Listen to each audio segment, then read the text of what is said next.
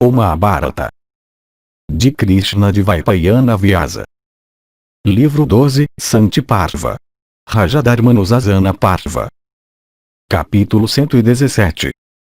A elefante, leão, Saraba. Finalmente amaldiçoado a voltar a ser um cão. Bhishma disse: o cachorro transformado em um tigre, satisfeito com a carne de animais mortos, dormia tranquilamente. Um dia, quando ele estava deitado no quintal do eremitério, um elefante enfurecido chegou lá, parecendo com uma nuvem surgida.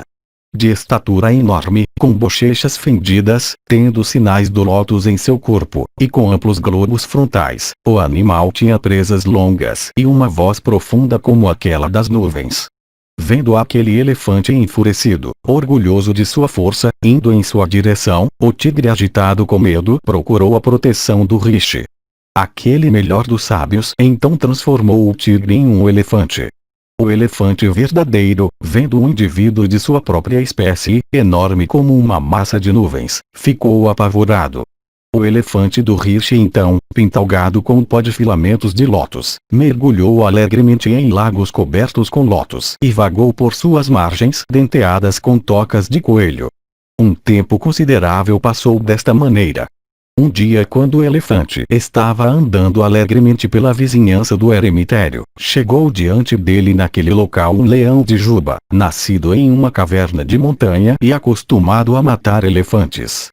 Vendo o leão se aproximando, o elefante do rishi, temendo pela vida, começou a tremer e procurou a proteção do sábio.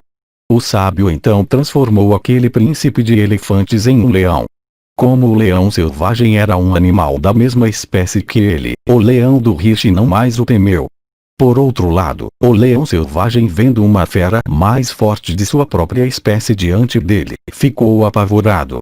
O leão do rishi começou a morar naquele eremitério dentro da floresta. Por medo daquele animal, os outros animais não mais ousavam se aproximar do eremitério. De fato, todos eles pareciam estar inspirados com medo acerca da segurança de suas vidas. Algum tempo depois, um dia, um matador de todos os animais, possuidor de grande força e inspirando terror em todas as criaturas, tendo 8 pernas e olhos na testa, isto é, um Saraba, chegou àquele local. De fato, ele foi àquele mesmo eremitério com o objetivo de matar o leão do rishi. Vendo isto, o sábio transformou seu leão em um Saraba de grande força. O Saraba selvagem, vendo que o Saraba do rishi diante dele era mais feroz e mais poderoso, fugiu rapidamente daquela floresta. Tendo sido assim transformado em um Saraba pelo sábio, o animal viveu felizmente ao lado de seu transformador. Todos os animais então que moravam na vizinhança ficaram com medo daquele Saraba. Seu medo e o desejo de salvar suas vidas os levou todos a fugirem daquela floresta. Cheio de deleite, o Saraba continuou todos os dias a matar animais para seu sustento. Transformado em uma besta carnívora, ele não mais gostava de frutas e raízes das quais ele vivia antigamente. Um dia aquela besta ingrata, que tinha primeiro sido um cachorro mas que estava agora transformado em um Saraba, avidamente sedento de sangue, desejou matar o sábio. O último, pelo poder ascético, viu isso tudo por meio de seu conhecimento espiritual. Possuidor de grande sabedoria, o sábio, tendo averiguado as intenções da besta, se dirigiu a ela nestas palavras. O sábio disse: ó cachorro, tu foste primeiro transformado em um leopardo. De um leopardo tu foste então feito um tigre. De um tigre tu foste em seguida transformado em um elefante com suco temporal escorrendo sobre tuas bochechas. Tua transformação seguinte foi para um leão. De um leão poderoso tu foste então transformado em um Saraba. Cheio de afeição por ti, fui eu que te transformei naquelas diversas formas. Tu não pertenceste e não pertences, por nascimento, a qualquer uma daquelas espécies.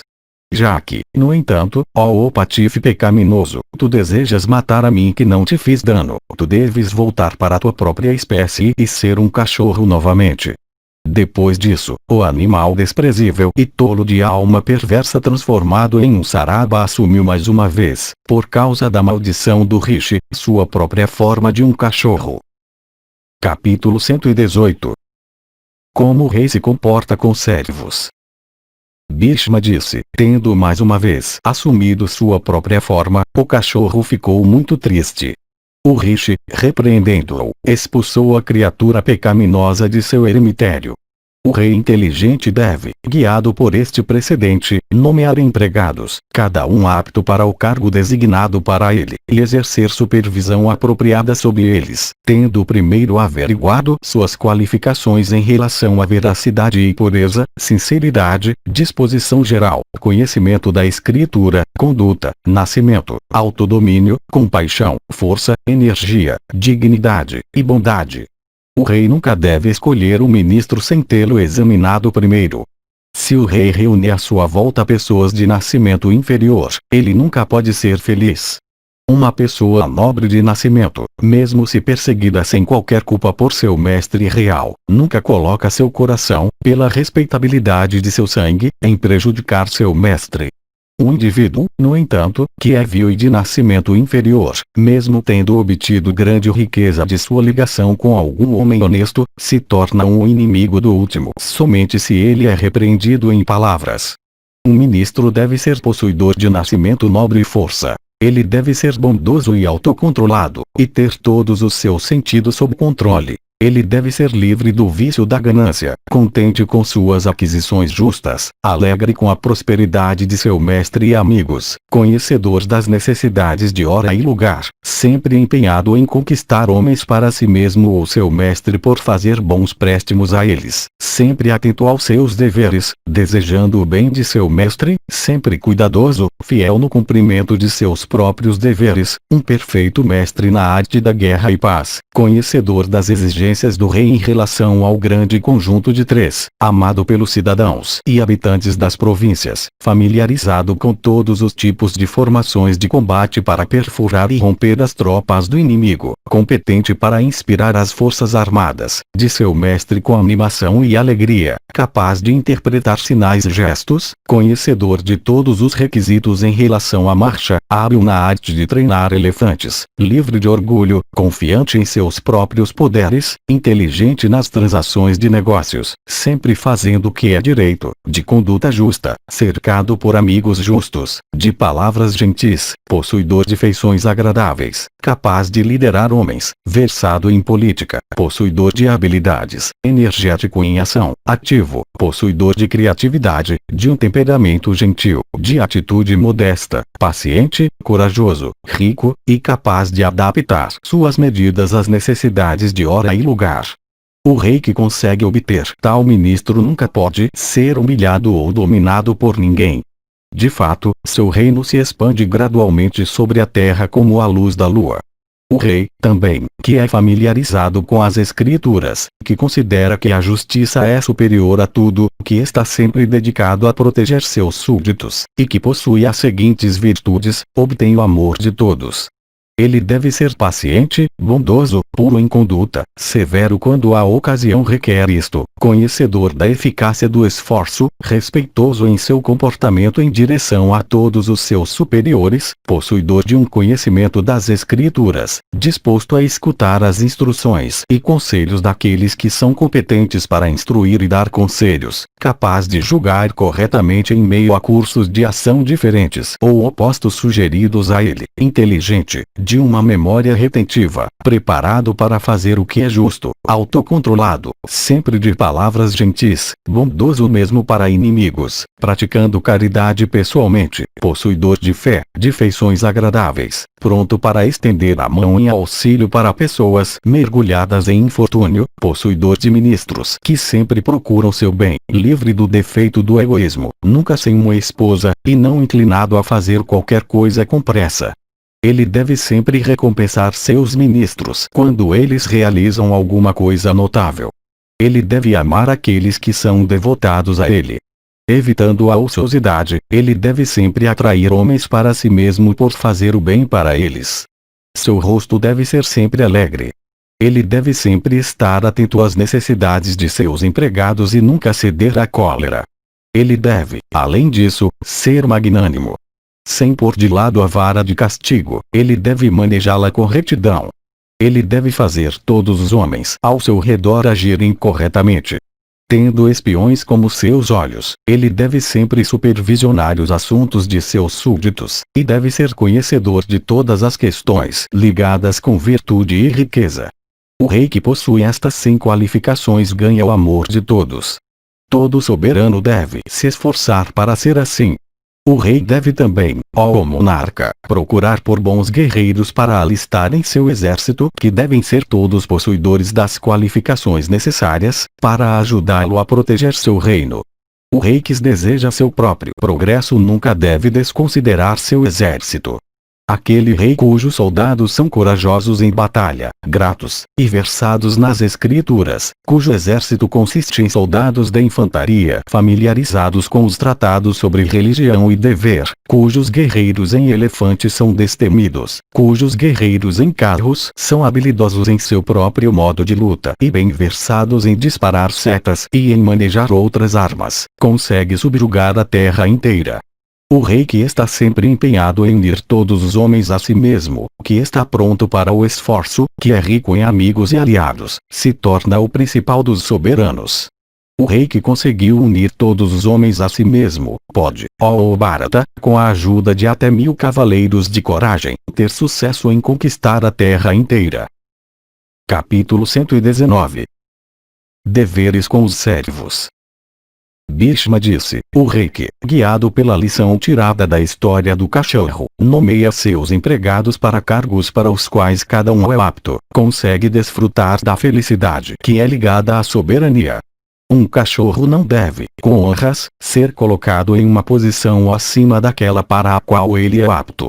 Se um cachorro for colocado acima da situação que é adequada para ele, ele se torna embriagado com orgulho. Ministros devem ser nomeados para cargos para os quais eles estão preparados e devem possuir as qualificações que são necessárias para suas respectivas ocupações. A nomeação de pessoas inadequadas não é aprovada em absoluto. O rei que dá para seus empregados cargos para os quais cada um é digno, consegue, por tal mérito, desfrutar da felicidade ligada à soberania. Um saraba deve ocupar a posição de um saraba. Um leão deve crescer com o poder de um leão. Um tigre deve ser colocado na posição de um tigre. E um leopardo deve ser colocado como um leopardo. Empregados devem, de acordo com a ordenança, ser designados para cargos para os quais cada um é habilitado. Se tu desejas alcançar sucesso, tu nunca deves colocar empregados em posições mais altas do que aquelas que eles merecem. O rei tolo que, contrariando o precedente, nomeia empregados para cargos para os quais eles não são adequados, fracassa em satisfazer seu povo. O rei que deseja possuir empregados habilidosos nunca deve nomear pessoas que são desprovidas de inteligência, que são vulgares, sem sabedoria, que não são mestres de seus sentidos, e que não são nobres de nascimento. Homens que são honestos, possuidores de nascimento nobre, corajosos, eruditos, desprovidos de malícia e inveja, generosos, puros em comportamento, e inteligentes nas transações de negócios, merecem ser nomeados como ministros. Pessoas que possuem humildade, presteza no desempenho de suas funções, que são tranquilas em disposição, puras em mente, adornadas com diversos outros dons naturais e que nunca são objetos de calúnia em relação aos cargos que ocupam devem ser associadas íntimas do rei. Um leão deve sempre ter como companheiro um leão. Se um que não é um leão se torna o companheiro de um leão, ele ganha todas as vantagens que pertencem a um leão. Aquele leão, no entanto, que enquanto empenhado em cumprir os deveres de um leão, tem somente uma matilha de cães como seus associados, nunca consegue, por causa de tal companhia, realizar aqueles deveres. Assim, ó os soberanos de homens, o rei pode ter sucesso em subjugar a terra inteira se ele tiver como ministros homens possuidores de coragem, sabedoria, grande erudição, e nascimento nobre. Ó o principal dos mestres reais, reis nunca devem acolher um empregado que não tenha erudição e sinceridade e sabedoria e grande riqueza. Esses homens que estão dedicados aos serviços de seu chefe nunca são parados por quaisquer obstáculos. Reis devem sempre falar calmamente àqueles empregados que estão sempre dedicados a fazer o bem para seus patrões. Reis devem sempre, com grande cuidado, cuidar de suas tesourarias. De fato, os reis têm suas bases em suas tesourarias. O rei deve sempre procurar aumentar sua tesouraria. Que teus celeiros, ó rei, estejam providos de cereais. E que sua manutenção seja confiada a empregados honestos. Procure aumentar tua riqueza e cereais. Que teus empregados, habilidosos em batalha, estejam sempre atentos aos seus deveres. É desejável que eles também sejam habilidosos no manejo de corcéis. Ó alegrador dos curos, te encarregue das necessidades de teus parentes e amigos. Esteja cercado por amigos e parentes. Procure o bem da tua cidade. Por citar o precedente do cachorro, eu te instruí sobre os deveres que tu deves adotar em direção aos teus súditos. O que mais tu desejas saber? Capítulo 120. Sumário dos deveres reais. Yudhishthira disse: Tu, ó Bharata, falaste sobre os muitos deveres da arte de reinar que foram praticados e declarados antigamente por pessoas dos tempos antigos conhecedoras dos deveres reais. Tu, de fato, falaste em detalhe sobre aqueles deveres como aprovado pelos sábios. No entanto, ó touro da raça Bharata, fale deles de tal maneira que alguém possa conseguir retê-los na memória. Isto é, fale em síntese sobre eles ou nos dê um resumo dos teus discursos elaborados. Bhishma disse: a proteção de todas as criaturas é considerada como o maior dever do Kshatriya. Escute agora a mim, ó rei, quanto a como o dever de proteção deve ser exercido. O rei conhecedor de seus deveres deve assumir muitas formas, assim como o pavão expõe plumas de diversas cores.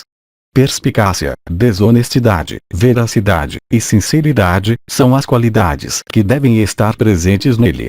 Com total imparcialidade, ele deve praticar as qualidades de bondade para ganhar felicidade. Ele deve assumir aquela cor ou forma específica que será benéfica em vista do objetivo específico que ele procura realizar. Isto é, agudeza, quando ele pune, e inofensividade, quando ele mostra favor. O rei que pode assumir diversas formas consegue realizar até o objetivo mais ardiloso. Calado como o pavão no outono, ele deve ocultar seus planos. Ele deve falar pouco, e o pouco que ele falar deve ser gentil. Ele deve ter bom aspecto e ser bem versado nas escrituras. Ele deve estar sempre atento em relação àqueles portões através dos quais perigos possam vir a alcançá-lo, como homens cuidando das rupturas em barragens pelas quais as águas de grandes reservatórios podem se precipitar e inundar seus campos e casas. Ele deve procurar a proteção de brahmanas coroados com êxito ascético, assim como homens procuram a proteção de rios sonoros gerados pela água da chuva coletada dentro de lados de montanhas. O rei que deseja acumular riquezas deve agir como hipócritas religiosos na questão de manter um tufo coronal. O rei deve ter sempre a vara de castigo erguida em suas mãos. Ele deve sempre agir com cautela na questão da arrecadação de impostos depois de examinar a renda e as despesas de seus súditos, como homens indo até uma palmeira crescida para tirar seu suco.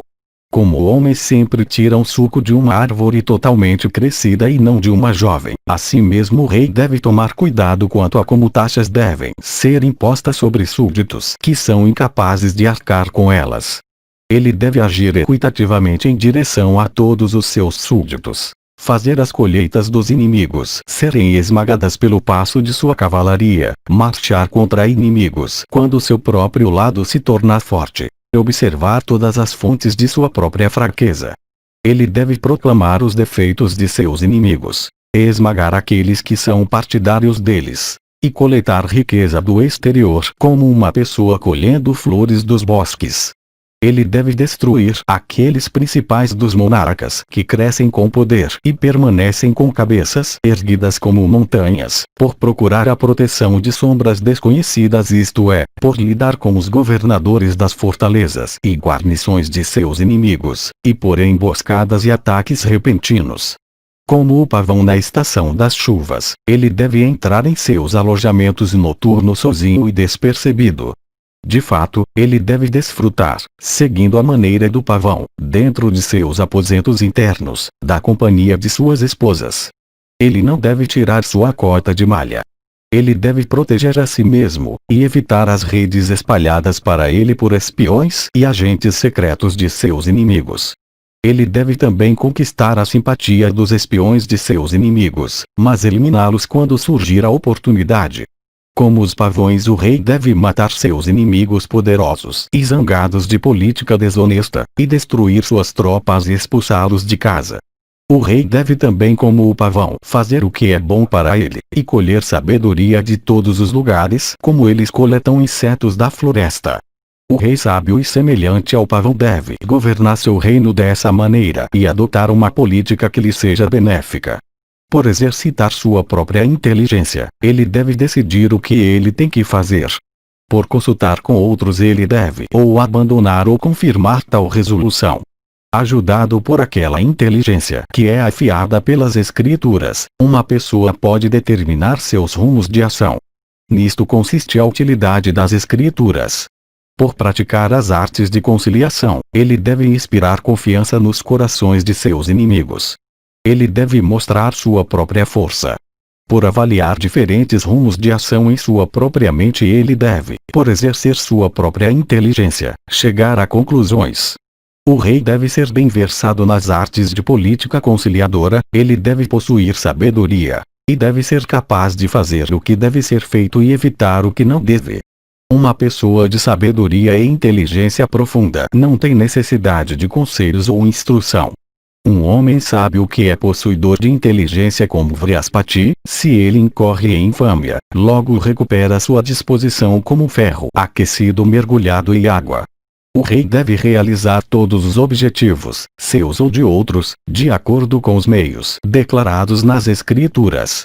O rei, conhecedor dos modos de adquirir riqueza, deve sempre empregar em seus atos homens que são de disposição branda, possuidores de sabedoria e coragem e grande força. Vendo seus empregados ocupados em ações para as quais cada um é apto, o rei deve agir em conformidade com todos eles como as cordas de um instrumento musical, esticadas até a tensão apropriada, de acordo com as notas pretendidas. O rei deve fazer o bem para todas as pessoas sem contrariar os ditames de retidão. O rei que permanece imóvel como uma colina a quem todos consideram como ele é meu, tendo-se aplicado a tarefa de julgar entre litigantes, o rei, sem fazer qualquer distinção entre pessoas das quais ele gosta e das quais ele não gosta, deve manter justiça. O rei deve designar em todos os seus trabalhos homens familiarizados com as características de famílias específicas, das massas do povo, e de diferentes países, gentis em palavras, de meia idade, que não têm defeitos, que são dedicados a bons atos, que nunca são descuidados, livres de ganância, possuidores de erudição e autocontrole, firmes em virtude e sempre preparados para manter os interesses de virtude e lucro. Desta maneira, tendo determinado o rumo de ações e seus objetivos finais, o rei deve realizá-los cuidadosamente. E informado em todas as questões por seus espiões, ele pôde viver em alegria. O rei que nunca se entrega à ira e alegria sem causa suficiente, que supervisiona ele mesmo todos os seus próprios atos, e que cuida de suas rendas e gastos com seus próprios olhos, consegue obter grande riqueza da terra. É considerado conhecedor dos deveres da arte de reinar o rei que recompensa seus oficiais e súditos publicamente por algum bem que eles tenham feito, que castiga aqueles que merecem punição, que se protege, e que protege seu reino de todos os males. Como o sol derramando seus raios sobre tudo abaixo, o rei deve sempre cuidar ele mesmo de seu reino, e auxiliado por sua inteligência, ele deve supervisionar todos os seus espiões e oficiais. O rei deve pegar a riqueza de seus súditos no tempo apropriado. Ele nunca deve proclamar o que ele faz. Como um homem inteligente ordenhando sua vaca todos os dias, o rei deve ordenhar seu reino todos os dias. Como a abelha coleta mel das flores gradualmente, o rei deve tirar riqueza gradualmente de seu reino para armazená-la. Tendo mantido à parte uma porção suficiente, aquilo que resta deve ser gasto na aquisição de mérito religioso e na satisfação do desejo por prazer. Aquele rei que conhece os deveres e que possui inteligência nunca esbanjará o que foi acumulado. O rei nunca deve desconsiderar alguma riqueza por sua pequenez. Ele nunca deve desconsiderar inimigos por sua fraqueza. Ele deve, por exercer sua própria inteligência, examinar a si mesmo. Ele nunca deve depositar confiança em pessoas desprovidas de inteligência. Firmeza, habilidade, autodomínio, inteligência, saúde, paciência, coragem e atenção às necessidades de hora e lugar. Estas 8 qualidades levam ao aumento de riqueza, seja esta pouca ou muita. Um pequeno fogo, alimentado com manteiga clarificada, pode resplandecer em uma conflagração. Uma única semente pode produzir 1000 árvores. O rei, portanto, mesmo quando ele sabe que sua renda e gastos são grandes, não deve desconsiderar os itens menores. Um inimigo, seja ele uma criança, um homem jovem, ou um idoso, tem êxito em matar uma pessoa que é negligente. Um inimigo insignificante, quando ele se torna poderoso, pode exterminar um rei. O rei, portanto, que esteja familiarizado com os requisitos de tempo, é o principal de todos os soberanos. Um inimigo, forte ou fraco, guiado por malícia, pode logo destruir a fama de um rei, obstruir a aquisição de mérito religioso por ele, e privá-lo até de sua energia. Portanto, o rei de mente regulada nunca deve ser descuidado quando ele tem um inimigo. Se um rei possuidor de inteligência deseja riqueza e vitória, ele deve, depois de pesquisar seus gastos, renda, economias e administração, fazer ou paz ou guerra. Por esta razão o rei deve procurar a ajuda de um ministro inteligente. Uma inteligência resplandecente enfraquece até uma pessoa poderosa. Pela inteligência e o poder que está crescendo pode ser protegido. Um inimigo crescente é enfraquecido pela ajuda da inteligência. Portanto, toda ação que é empreendida em conformidade com os ditames de inteligência é merecedora de louvor. O rei possuidor de paciência e sem qualquer falha, pode, se ele quiser, obter a realização de todos os seus desejos, com a ajuda até de uma pequena tropa. O rei, no entanto, que deseja estar cercado por um séquito de bajuladores interesseiros. Isto é, aquele rei que é vaidoso e cobiçoso nunca consegue ganhar nem menor benefício. Por essas razões, o rei deve agir com suavidade ao tirar riqueza de seus súditos. Se um rei oprime continuamente seu povo, ele encontra com a extinção como uma luz de relâmpago que brilha somente por um segundo. Conhecimento, penitências, riqueza vasta, de fato, tudo, pode ser obtido por meio de esforço. O esforço, como ele se acha nas criaturas incorporadas, é governado pela inteligência. O esforço, portanto, deve ser considerado como a principal de todas as coisas. O corpo humano é a residência de muitas criaturas inteligentes de grande energia, de Sakra, de Vishnu, de Sarasvati, e de outros seres. Um homem de conhecimento, portanto, nunca deve desrespeitar o corpo. Ele pertence a ele mesmo ou a alguma outra pessoa. Um homem cobiçoso deve ser subjugado por meio de presentes constantes. Aquele que é cobiçoso nunca está saciado com a apropriação da riqueza de outras pessoas. Todos, no entanto, se tornam cobiçosos na questão de desfrutar de felicidade. Se uma pessoa, portanto, fica desprovida de riqueza, ela fica desprovida de virtude e prazer, que são objetivos alcançáveis pela riqueza. Um homem avarento procura se apropriar da riqueza, dos prazeres, dos filhos e filhas, e da riqueza de outros. Nos homens avarentos todos os tipos de defeitos podem ser vistos. O rei, portanto, nunca deve aceitar um homem cobiçoso como seu ministro ou oficial. O rei, na ausência de agentes apropriados, deve despachar até uma pessoa inferior para averiguar a disposição e atos de inimigos. Um soberano possuidor de sabedoria deve frustrar todos os esforços e objetivos de seus inimigos. O rei confiante nobre de nascimento que procura a instrução de brahmanas eruditos e virtuosos e que é protegido por seus ministros, consegue manter todos os seus principais contribuintes sob controle apropriado. Ó príncipe de homens, eu te falei brevemente sobre todos os deveres declarados nas escrituras. Encarregue-te deles, ajudado por tua inteligência. Aquele rei que, em obediência a seu preceptor, se encarrega desses, consegue dominar a terra inteira. Aquele rei que desconsidera a felicidade que é derivável da política e procura por aquela que a sorte pode trazer, nunca consegue desfrutar da felicidade lhe dada à soberania ou ao alcançar regiões de bem-aventurança após a morte. Isto é, o rei deve sempre ser guiado pelos preceptores da ciência da arte de reinar sem depender da sorte. O rei que é atento, por se encarregar devidamente dos requisitos de guerra e paz, consegue matar até os inimigos que são eminentes por riqueza, venerados por inteligência e boa conduta, possuidores de habilidades, corajosos em batalha, e prontos para esforço.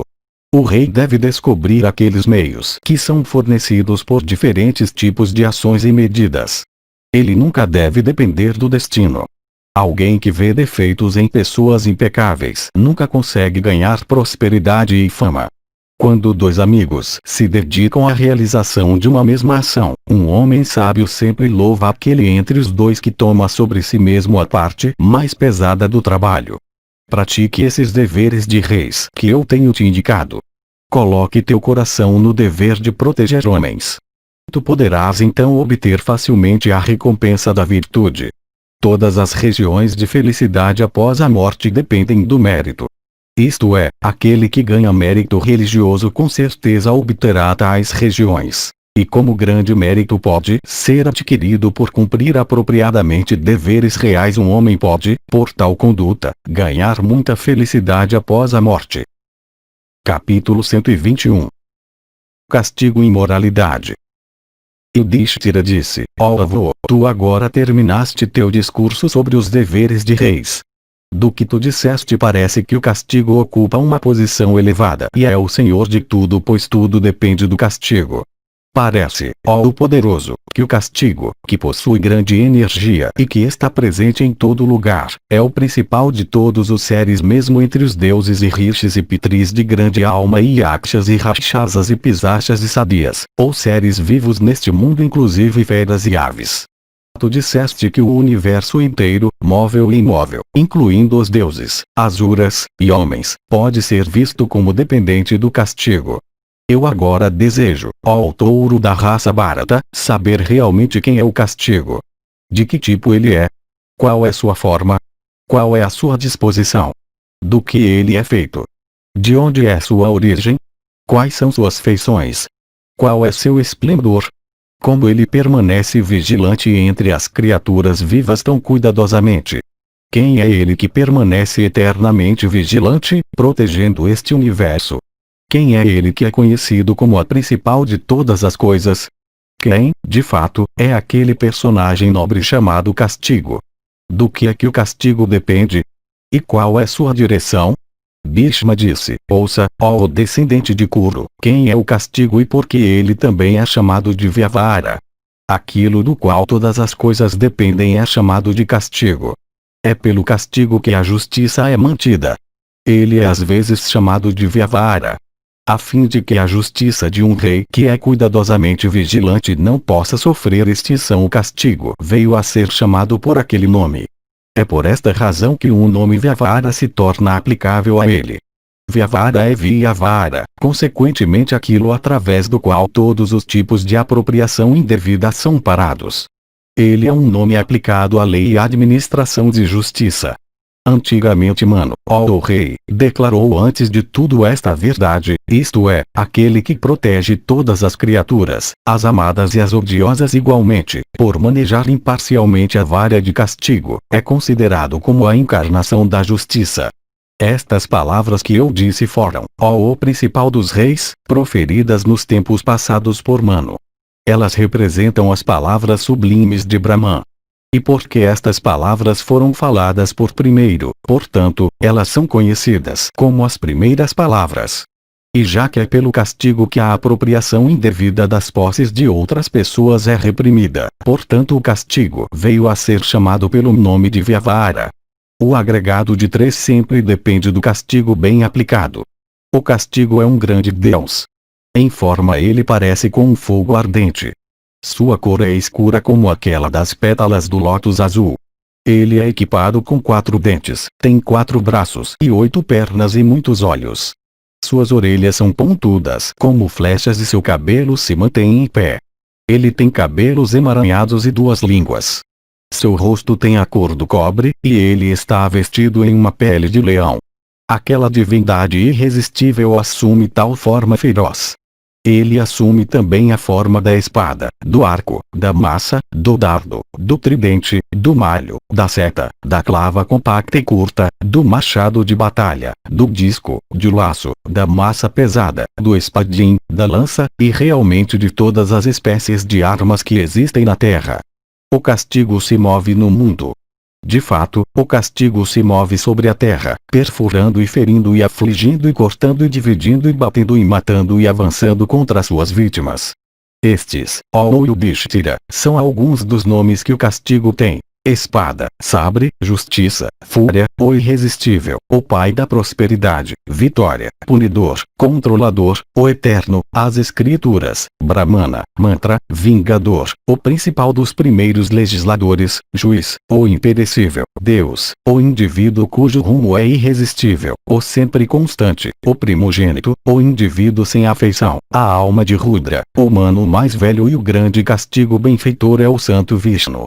Ele é o pujante Narayana. E porque ele sempre assume uma forma terrível, portanto, ele é chamado de Mahapurusha. Sua esposa Moralidade é também conhecida pelos nomes de filha de Brahmana, Lakshmi, Vriti, Sarasvati, e mãe do universo.